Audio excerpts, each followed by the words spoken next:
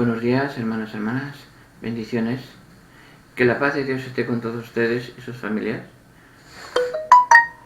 Iniciamos la lectura de hoy lunes, día 17 de mayo del 2021, correspondiente a la séptima semana del tiempo de Pascua. Iniciamos las Sagradas Escrituras que corresponden con el día de hoy. Lectura del libro de los Hechos de los Apóstoles, capítulo 19, versículos del 1 al 8. Mientras Apolo estaba en Corinto, Pablo atravesó la meseta y llegó a Efeso. Allí encontró a unos discípulos y le preguntó: ¿Recibisteis el Espíritu Santo al aceptar la fe? Contestaron: ni siquiera hemos oído hablar de un Espíritu Santo. Él les dijo entonces: ¿qué bautismo habéis recibido? Respondieron: el bautismo de Juan. Pablo les dijo: Juan bautizó con un bautismo de conversión, diciendo al pueblo que creyesen en el que iban a venir después de él, es decir, en Jesús. Al oír esto se bautizaron en nombre del Señor Jesús. Cuando Pablo les impuso las manos, vino sobre ellos el Espíritu Santo y se pusieron a hablar en lenguas extrañas y a profetizar. Eran en total unos 12 hombres. Pablo fue a la sinagoga y durante 3 meses hablaba con toda libertad del reino de Dios, dialogando con ellos y tratando de persuadirlos. Palabra de Dios, te alabamos, Señor. Salmo responsorial, Salmo 67, dice lo siguiente: Reyes de la tierra, cantad a Dios. Reyes de la tierra, cantad a Dios. Se levanta Dios y se dispersan sus enemigos. Huyen de su presencia los que lo odian. Cuando el humo se disipan ellos. Cómo se derrite la cera ante el fuego, así perecen los impios ante Dios. Reyes de la tierra, cantad a Dios. En cambio los justos se alegran, gozan en la presencia de Dios, rebosando de alegría. Cantad a Dios, tocad a su nombre es el Señor. Reyes de la tierra, cantad a Dios. Padre de huérfanos, protector de viudas, Dios vive en su santa morada. Dios prepara casa a los desvalidos, libera a los cautivos y los enriquece. Reyes de la tierra, cantad a Dios. Lectura del Santo Evangelio según San Juan, capítulo 16, versículos 29 al 32. En aquel tiempo, los discípulos dijeron a Jesús: Ahora sí que hablas claro y no usas comparaciones. Ahora vemos que lo sabes todo y no necesitas que te pregunten. Por ello creemos que has salido de Dios. Les contestó Jesús: ¿ahora creéis? Pues mirad, está para llegar la hora mejor, ya ha llegado, en que os disperséis cada cual por su lado, y a mí me dejéis solo. Pero no estoy solo, porque está conmigo el Padre. Os he hablado de esto, para que encontréis la paz en mí. En el mundo tendréis luchas, pero tened valor, yo he vencido al mundo. Palabra del Señor, gloria y honor a ti, Señor Jesús. Muy profundo lo que nos vamos a encontrar, porque lo que nos hemos encontrado en las Escrituras de hoy, y lo vamos a aún profundizar muchísimo más. Edgardo Guzmán nos da una reflexión, misionero claretiano nos da una reflexión sobre las Sagradas Escrituras del día de hoy lunes, y vamos a profundizar lo más posible que sea para entender verdad la palabra del Señor. Nos dice nuestro hermano: queridos amigos y amigas, con la celebración de la Ascensión del Señor entramos en la séptima semana del tiempo de Pascua. La liturgia de la palabra nos irá preparando a la solemnidad de Pentecostés, en un tiempo propicio para disponer nuestro corazón ensanchar nuestro espíritu, abrirnos a la acción del Espíritu de Jesús. No podemos quedarnos mirando al cielo con los brazos cruzados. Es urgente que reavivemos en nosotros el fuego del Espíritu, que nos impulse a hacer viva la presencia de Jesús y a continuar la misión de llevar la alegría del Evangelio a todas las partes y aliviar el sufrimiento de nuestro mundo. Así es la función del Espíritu Santo. En la primera lectura se nos presenta a Pablo, que llega a Efeso. Era una de las ciudades más importantes del Imperio Romano, capital de la provincia de Asia. Era un centro comercial importante, ya que estaba situada en una de las principales vías entre Roma y el Oriente. Efeso era conocida también como el centro religioso, como otro centro religioso. Se convirtió en un punto de encuentro para las primeras comunidades cristianas. Aquí Pablo encuentra a los discípulos de Jesús. Ellos le manifiestan su desconocimiento del Espíritu Santo. Esta ignorancia de los discípulos se refiere a la acción especial del Espíritu en el movimiento de Jesús. En la tradición de Lucas y Pablo, el Espíritu Santo está asociado al bautismo en el nombre de Jesús. Ahí nuestros hermanos, cuando son encontrados en Efeso, pues no habían recibido el Espíritu Santo, habían sido bautizados como Juan. Es un bautismo de preparación, lo mismo que nuestros hermanos separados. Cuando ellos dicen que reciben su bautismo, que ya están unidos, no. Es un bautismo de preparación, pero no han recibido el Espíritu Santo. Para recibir el Espíritu Santo tienen que ser bautizados con el fuego del Espíritu. Es la diferencia que hay. Y solo hay un bautismo, no hay nada más, solo un bautismo con el Espíritu Santo. Y ese bautismo con el Espíritu Santo, la única iglesia que lo da es la Iglesia Católica. Así que comprendan ustedes, hermanos. Seguimos hablando más. Dice, Pablo es presentado, dice nuestro hermano, Pablo es presentado en un claro paralelismo con los apóstoles Pedro y Juan, que imponen las manos a los samaritanos para que reciban el Espíritu Santo, después de haber sido evangelizados y bautizados por Felipe. Hechos 8, 14 al 17. Pablo también impone las manos renovando de este modo Pentecostés en estos discípulos de Jesús en Efeso. El Espíritu Santo los llena de sus dones, comienzan a hablar en lenguas y a profetizar, y en continuidad con estos gestos, prácticas apostólicas, nosotros también hemos recibido el Espíritu Santo el día de nuestra confirmación. Soy consciente de su presencia y de su acción en mi vida. ¿Qué espacio y protagonismo le damos a nuestras comunidades cristianas? Tengan en cuenta que cuando nos bautizan, recibimos el Espíritu Santo que nos hace hijos de Dios. Pero en la confirmación, que ya tenemos conciencia plena, somos hombres, somos personas de conocimiento, ¿no? Al confirmarnos a través del Espíritu Santo, en la confirmación, ahí es cuando recibimos los dones del Espíritu Santo. Ahí nuestro camino tiene que buscar un cauce mucho mejor, un cauce que nos lleve a la plenitud que nos están esperando. Seguimos diciendo, en el Evangelio de hoy se nos presenta la conclusión del llamado discurso de despedida de Jesús. El versículo final del discurso nos da una pista fundamental de interpretación. Les he hablado de esto para que encuentren la paz en mí.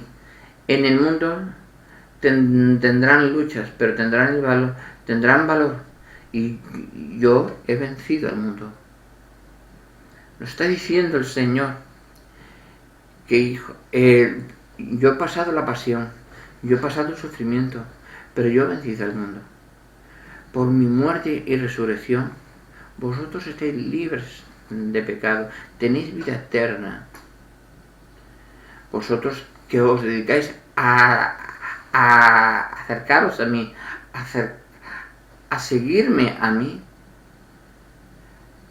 como discípulos míos, os van a encontrar en situaciones difíciles, en ataques, en luchas, en dificultades, pero yo voy a estar ahí. Yo voy a estar ahí. Porque si yo he vencido al mundo, vosotros también lo vais a vencer.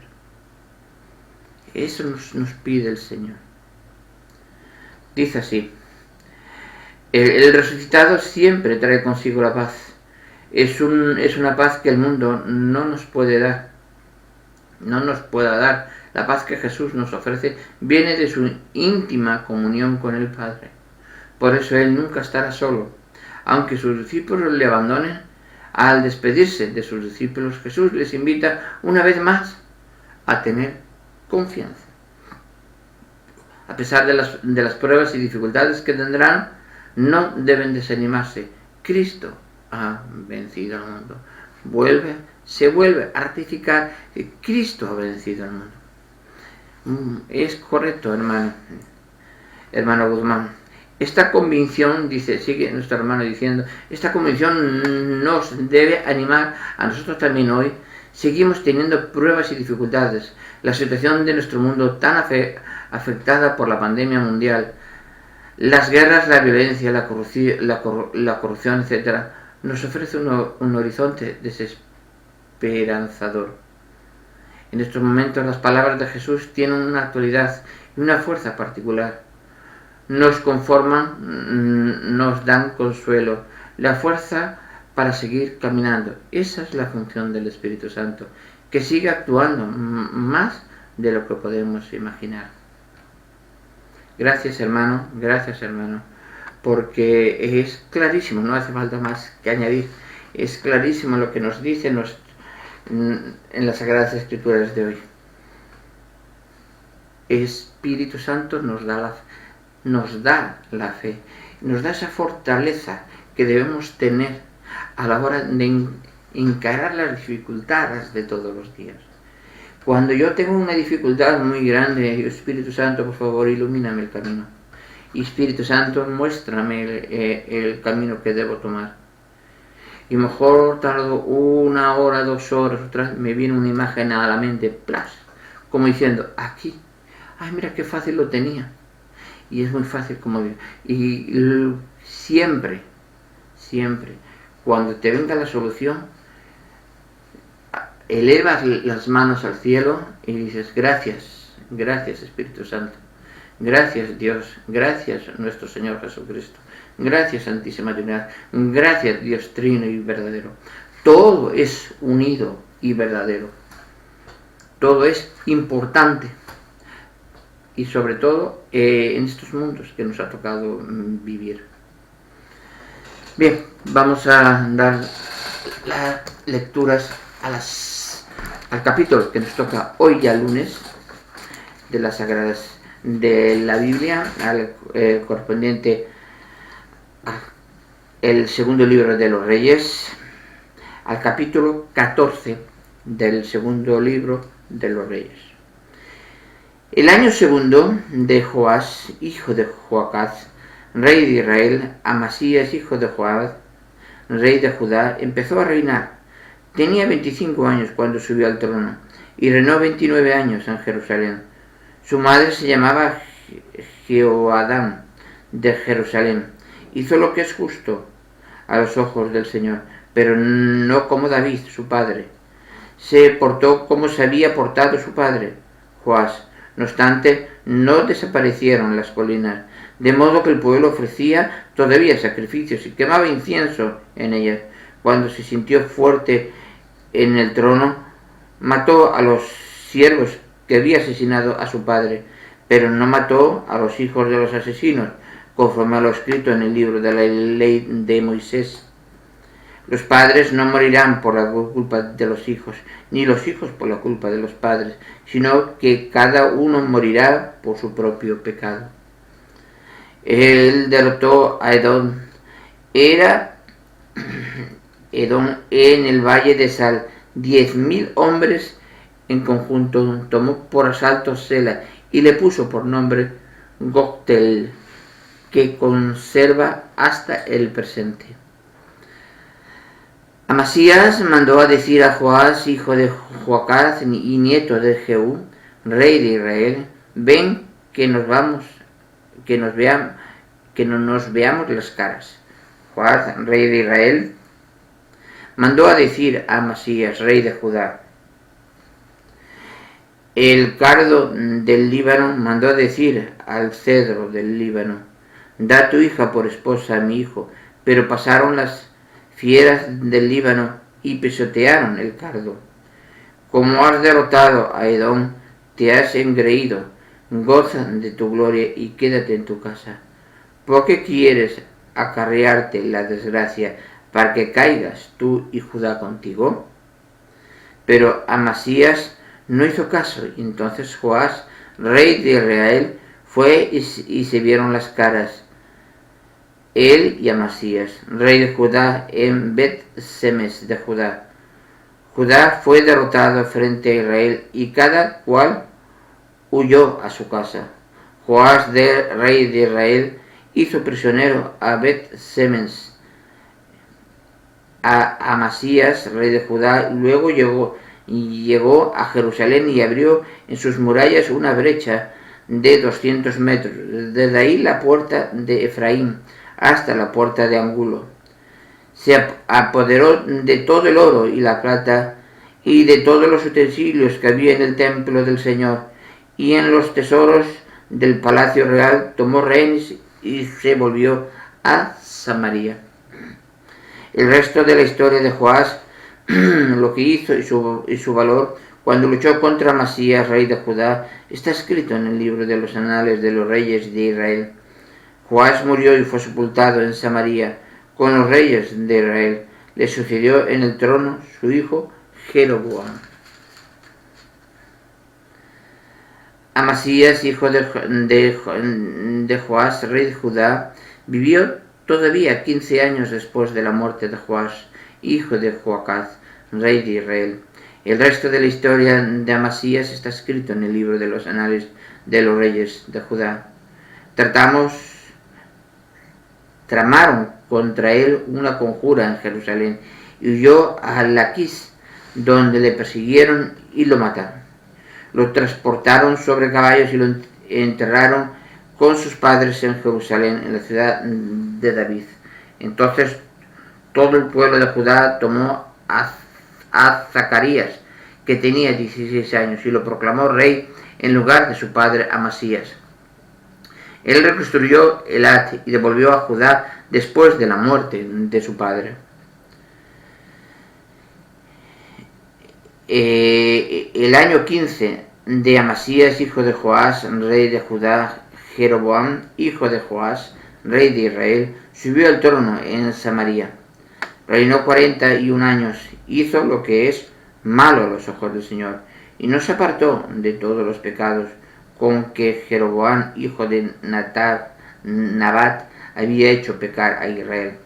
Él restableció las fronteras de Israel, desde la entrada de Hamat hasta el mar de Araba, según el oráculo del Señor, Dios de Israel, pronunciando por medio de su siervo, el profeta Jonás, hijo de Amitai, que era de Gat Gefer, porque el Señor vio la amarguísima aflicción de Israel, que no quedaba ya esclavo ni libre, que no había quien socorriera a Israel. Y como el Señor no había decretado borrar el nombre de Israel de debajo del cielo, le salvó por medio de Jeroboam, hijo de Joás. El resto de la historia de Jeroboam, todo lo que hizo, el valor con que luchó contra Damasco y restituyó Hamán a Israel, está escrito en el libro de los anales de los reyes de Israel. Jeroboam murió y fue sepultado con los reyes de Israel. Le sucedió en el trono su hijo Zacarías. Palabra de Dios, te alabamos, Señor. ¿Qué podemos entender con el capítulo 14 del segundo libro de los Reyes? Podemos entender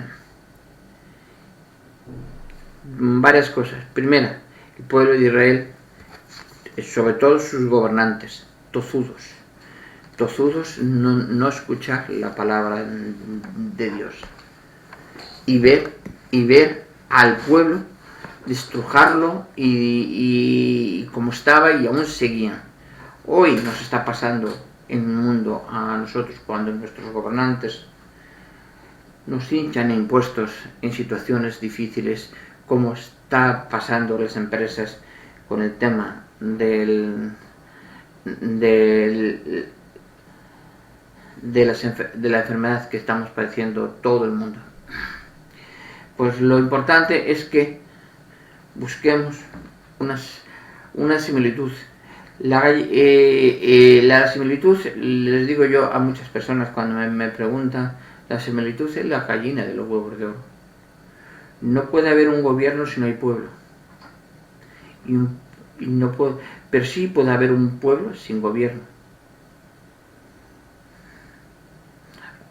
A ver si me comprenden. Un pueblo puede estar sin gobierno. Ponerse unas normas y cada uno respetar sus normas. Pero un gobierno no puede estar sin pueblo. Porque el gobierno vive de los atributos del pueblo. Pero esos atributos se los da el pueblo para que les gobierne, para que las necesidades del pueblo sean cubiertas. Y es lo que nos dicen las Escrituras hoy, en el capítulo 14 del segundo libro de los Reyes. Los gobernantes son servidores, no vienen a ser servidos, sino a servir al pueblo. Nos dice nuestro Señor Jesucristo: yo no he venido a ser servido, he venido a servir al más pobre, al necesitado, al hambriento, al desnutrido, al que pide por mí, al que pide por el enfermo, a todos. Viene el Señor a salvarnos. ¿Qué nos dice? ¿Qué nos pide incluso la Iglesia a todos los gobernantes? Que el Espíritu Santo hoy, sobre todo estos días, el Espíritu Santo les ilumine, y les haga ver las necesidades de su pueblo. Lo que en verdad es no esconder nada y seguir y resolver todas las situaciones de todo el pueblo. Esa es la función que debe cualquier gobernante. Eso es lo que nos pide el capítulo 15 del segundo libro el capítulo 14 del segundo libro de los Reyes. Tenemos que seguir así. Debemos unirnos todos. Debemos ser un verdadero pueblo a los ojos de Dios. Somos hijos de Dios. Somos hijos de Dios. Eso tiene que estar aquí dentro, y muchas veces no está. Lo reconozco cuando muchas veces no está, cuando veo las cosas que veo en el mundo actual, las noticias que nos dan, porque incluso los telediarios, noticias, son noticias todo lo que es malo.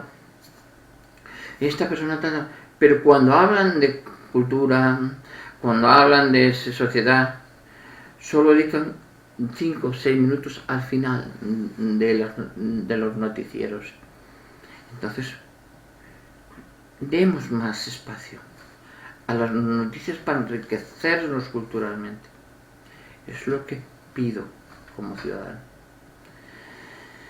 Bueno, hermanos, hermanas, bendiciones. Que la paz de Dios esté con todos ustedes. Nos vemos en el siguiente vídeo. Que lo pasen bien. Que tengan un feliz lunes. Nos vemos mañana.